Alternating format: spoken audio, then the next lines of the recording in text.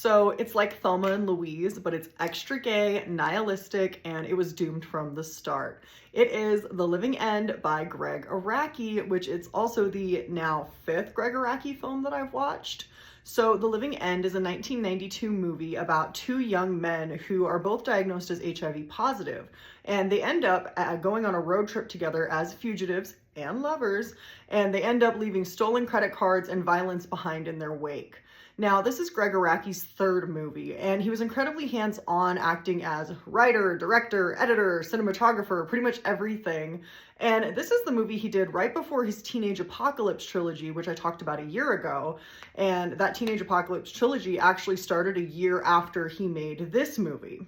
One thing that I did notice a lot while watching The Living End is I kind of started to see the way his style developed, and you kind of catch things in his other films. The sudden yet also quirky violence that is really prevalent in The Living End also plays a major theme in his movie The Doom Generation. And in The Living End, a lot of emotions are directed towards the world, and they're displayed on graffiti that's left all over the place by characters, kind of similar to the messages that you see at the bus stops in Nowhere.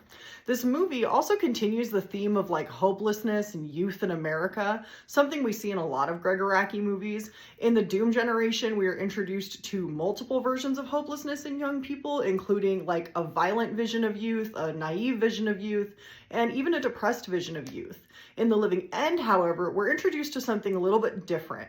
We meet a very nihilistic vision of youth, and for good reason. These men have been diagnosed with HIV, something that in 1992 was still very much seen as a death sentence because treatment options were still so limited.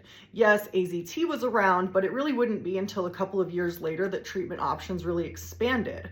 So for our main characters, John and Luke, they have reached a point in life where life is meaningless because of their diagnosis. And at this point, they essentially have nothing left to lose, which causes them to essentially say, screw the world and the society that has rejected them. And The Living End was really interesting to me, especially because of the way that it actually takes on the HIV plot and turns it into something a little bit different for characters. It's not necessarily all trauma. When it comes to media about HIV and AIDS, there is a lot of sadness, for good reason, obviously. And some of that big representation you see in shows like Pose and movies like Dallas Buyers Club, where you do see characters who are choosing to live despite the diagnosis, and they have these very powerful feelings and messages behind them.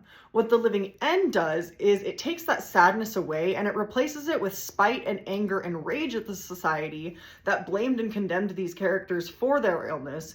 And while they have to come to terms with the reality that they very well could die, they are choosing to live whether the world likes it or not.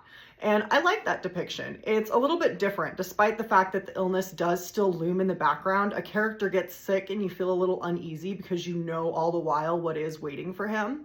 Overall, I really did like this movie. I want to give it a 10 because it had a message that really resonated with me. Despite not having the biggest budget and resources, I believe I could see the vision, and I think that's worth something.